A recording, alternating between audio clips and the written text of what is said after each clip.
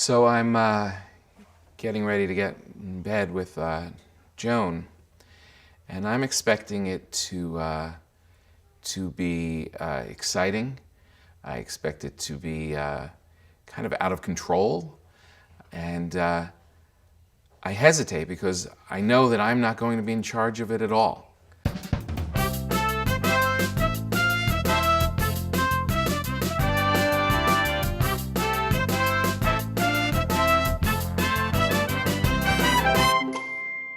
Hi, I'm Joan Rivers. The name of the show still is called In Bed With Joan.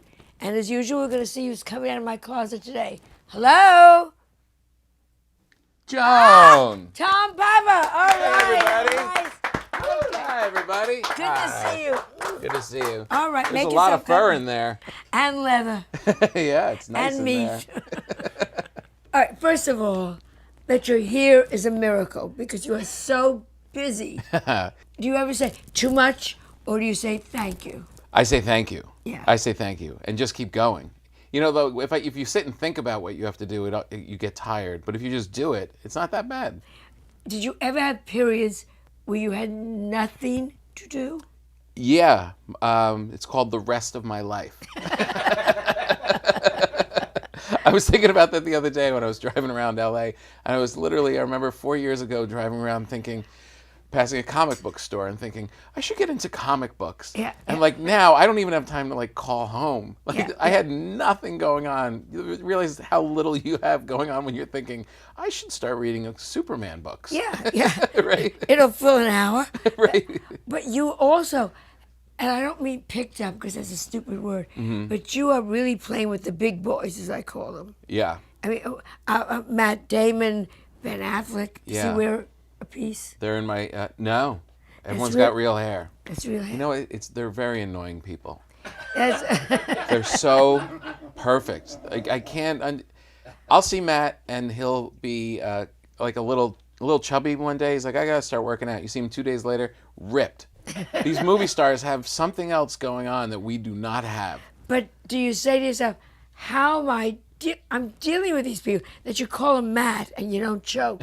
Right? Well, they're just people, you know. To this, I can't. Really? Can't. What? Around certain people? Certain people. Meryl Streep, I can't. No. Can't even look at her. Well, that one would be awkward. Like Matt and Ben, they came from Boston. They just Yeah, Matt and Ben. They're in like t-shirts and hanging out. It's not like Meryl Streep walking in and Who? you don't know who you're talking to. Yeah. So now, what is you're doing? It's for CBS, right? A CBS pilot, yeah. Doesn't that knock your socks off? Where are you Yeah, from? it's pretty exciting. I grew up in New Jersey. Yeah, well, that knocks your socks off. Yeah. Yeah. Yeah. If you come from New Jersey, everything pretty much knocks your Yeah, socks yeah, off. yeah. Yeah, no, it's great. And it's on your life, based on your life. Yeah, it's based on my life. It's about a guy who decides to change his career and come off the road to spend more time with his family. And he gets there and he realizes no one asked him to do that. Right. Major mistake. They're miserable that he's home, which happens to me all the time. Like I would bust ass off the road, get the 6 o'clock flight Sunday morning to come home, and just come in and excite. I made it. I'm here for you guys. When I tell you, they wouldn't even look up. My kids would be like, oh, "We didn't even know you were gone. Weren't you just in the bathroom?" And from that, I kind of got the idea, and I was hanging out with Matt Damon, who I had done some movies with, and our families are friends now. And I brought it up to him, and he had the same experience coming off the road for film. And that perspective of the father being the outsider just struck us as really funny, and then we came up with the idea for the show. But my father was a doctor, and he would remember those days, he would make house calls. Oh, really? And he would show up at 10 o'clock at night, and my mother would make us go downstairs and say hello to him. Really? You know, all right, everybody, come on up. Your father's home. Say hello. But don't touch him because he was a smallpox people. I would like that because you know, as your father probably knew, these kids are being forced to do it. They don't mean it, but it doesn't matter. It still feels good. It still makes you feel good. Yeah. So now you live here. I do How'd live you here. get out here? 'Cause you are in New York or New Jersey, New York. I mean. Yeah, I've been living in Manhattan for my whole adult life, And I always said I would come to LA when they came and got me. And about 10 years ago, I did a set on Conan. It was my first stand-up set on Conan. And the people at NBC saw it. And they asked me to come out to develop a show off of that set. Over the one? Which is so like old-fashioned show business, right? Like, It's a movie. yeah, like some guy sitting there with a cigar. Get me that kid. Yeah. But that's how it happened. And so we came out then when my daughter was like 1 year old. And since then, so then that one failed. And then I went back to New York and had something and that failed. And then came back to LA and that failed. I just keep chasing failure back and forth across the country. But obviously, what was it? The marriage The Marriage Ref? The Marriage Yeah. Ref, That was which in was New the York. Jerry Seinfeld show. Yeah. And you were terrific on it. Here we Thank go you. again. But the show sucked. Yeah, it wasn't that good. Why? It's Jerry Seinfeld, it's Tom, it's NBC. NBC. I mean, great money behind it. Yeah. What goes wrong in something like that? You know what You're it all was? smart. You're all funny. It didn't have a chance to grow. It was a unique thing. It was, Britain has all of these comedy panel shows. We bring funny people on and you comment about stuff and it works. And this was kind of a hybrid. It was like a great talk show with these great celebrities and comedians, and then it was real people, so it was a bit reality, a little game show kind of thing. It needed to find its way. And we thought it was going to start out 8 o'clock on Sundays as this quiet little show. Let us play for married people, start out slow and find our way. But as we were developing, the whole Leno thing went down and his primetime show crapped out, and they called Jerry and said, what if we premiere The Marriage Ref on Thursdays, like Jerry coming back on Thursday night? And they shined this light on it like it was going to be the funniest thing ever. I don't know if you remember the promos during the Winter Olympics. It was nonstop, and I remember sitting at home watching the promos for The Marriage Ref going, it's not that good. we don't even know what we're doing yet. So when it came out, people were like really waiting for, and yeah. It was like, it didn't know what it was yet. And the critics came after it really hardcore. Do you think they came after because it was Jerry? A little of that. Or they're a little more critical. He has to now top himself. Yeah, and look, if he had done it quietly, like he's doing now with his comedians, cars, and coffee kind of thing, just let it be this natural thing, it's one thing. The public knows. When you're watching in your home and they start jamming a show down your throat or a movie, you know instinctually, like, they don't believe it. They're just trying to snow me. And that was kind of that thing. If I really believe if it started out slowly, it probably would have found its audience. Yeah. Right. Now, what about the thing you're doing now, which is Duck Quacks Don't Echo? Duck Quacks Don't Echo is a show I'm doing for National Geographic Channel. Yeah. Is that like It's a a duck comedy- dynasty for deaf people? I know. It's kind of unfortunate that it has ducks in the title at the same time that the other duck guys are being so racist and hateful. It was like, no, we're different. We're doing science experiments, Yeah. It's me, Michael Ian Black, and Seth Herzog, 3 comedians talking about science, and it's fun. It's just like this fun little panel show. When you say fun little panel show, how much work goes into it? A lot of work. You know what? A ton of work. Excuse me one second. Go ahead. Yeah, you think we just sit in this fucking bed and talk? There is work here. Hard work. Hard work, thank you. Hard work. So pay attention. But you know what? That was one of those shows. I'm always like you, or I try and be like you, in always creating stuff, always for yourself, right? As a comic, you kind of come from the mindset of, it's not just going to happen. I have to make it. I have to create it. I have to work at it. But that show, someone else created it and just called me and said, will you come in and host it? And I just came to New York for 2 weeks and we shot all these shows, and you walked out. It was like, that's a good gig. Yeah, that's... that is sweet. What about now the Chris Rock movie? That's the same thing. Chris, yeah, exactly. You're the only white man in the whole movie? I believe so. I don't know if that's technically true, but I know the days I was shooting, I was the whitest thing around. So what is it called? 12 Years a Cracker? Yeah, pretty close. It was. I was like the token white guy. I got to play like a bloated businessman. Which is fun. Yeah, hilarious. What's the most difficult character part that you had to do? That was the most difficult for you to say, okay, I'm going to pretend I'm Meryl Streep, Right. or Daniel Day-Lewis. I'm going to be an actor. Yeah. I haven't had really like heavy crying roles or that kind of thing. I thought I was going to. I did the Liberace movie, the I Behind the loved Candelabra, you. Loved you. and I wasn't sure what I was going to have to do.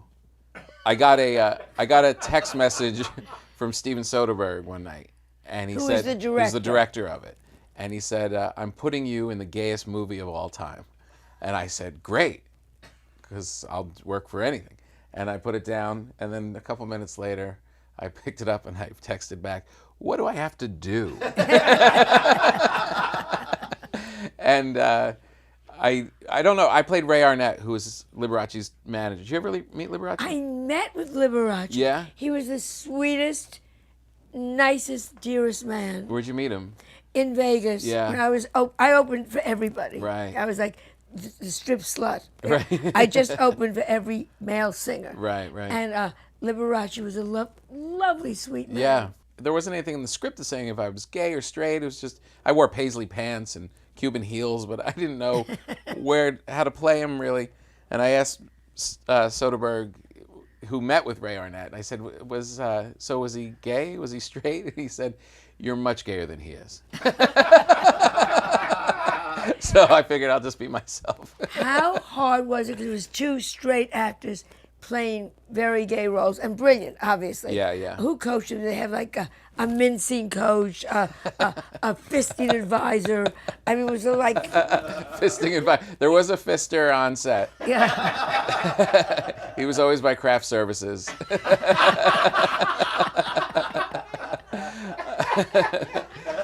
I don't know. I don't know how they did it. I really don't. They were wonderful. Yeah. The whole movie. I came back from. I had a day off. I had a lot of days off. It was just all summer we were filming it, and I would come in for a couple days and then leave. And I came back and Matt said to me, "So what'd you do with your day off?" I said, "I just hung out with my kids. Played in the pool and stuff." And I said, "How about you?" He said, "Well, yesterday I came out of a pool in a Speedo and straddled Michael Douglas and made out with him. So that was my day." The funniest was Michael Douglas stayed in character a lot of the time. Not, not crazy, but he was being all of his stuff, and he would still talk like Liberace. And there was one scene where we weren't mic'd. Michael and I are in the background. And at one point, Michael says to me, "Wow, they're really doing a lot of takes all of a sudden." He goes, "I wish they'd hurry up. I have to take a dump."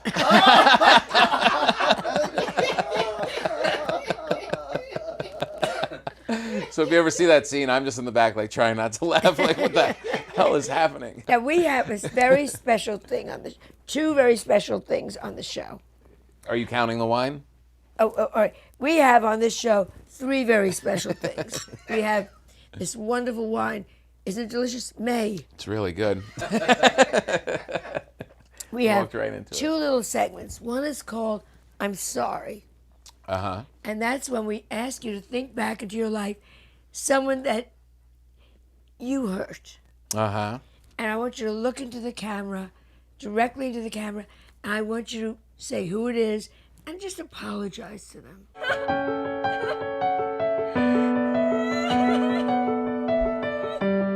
I'm sorry, Kenny, from Woodcliff Lake, New Jersey, for the time in 7th grade, and I asked you what time it was, and you told me, and then I punched you in the stomach.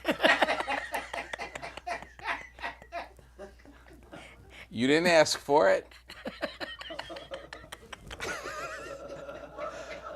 I shouldn't have done it. I still feel bad all these years later.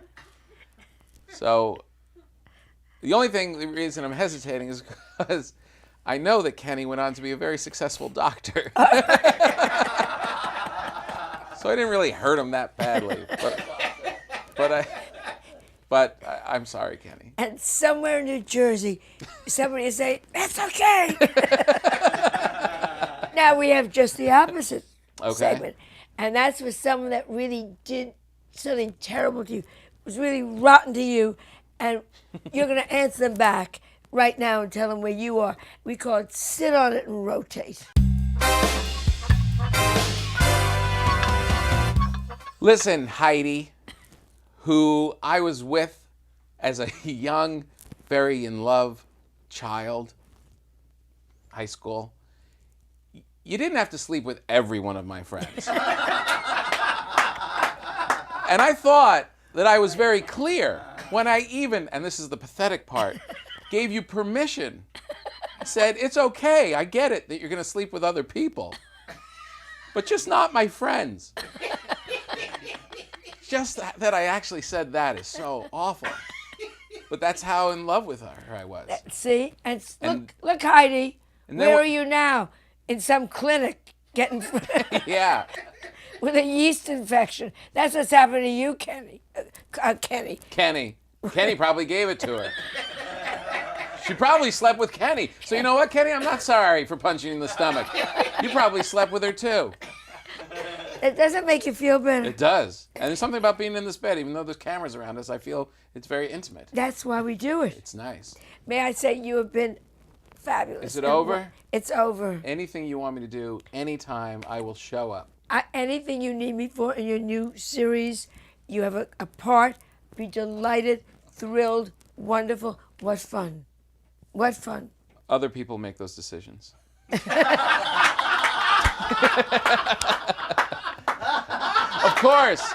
course. If I get the show made, you're on it. Sure. I'm not going to... Lucky for you, I'm 80. So chances are you'll call up and they'll say she's with Shirley Temple. But would you end the show for us? We have a clapper. I sure will. Good night. Good night. That's one too many. Well, I just finished up with Joan here in bed, and feels pretty good. Feels pretty good. It feels like I feel satisfied. I feel like I don't need to get in bed with anyone else for a long time. Okay, I'm going to tell you the truth. I liked working with Tom, but I didn't think he was always listening, you know? Halfway through, I wanted to say, Papa, can you hear me?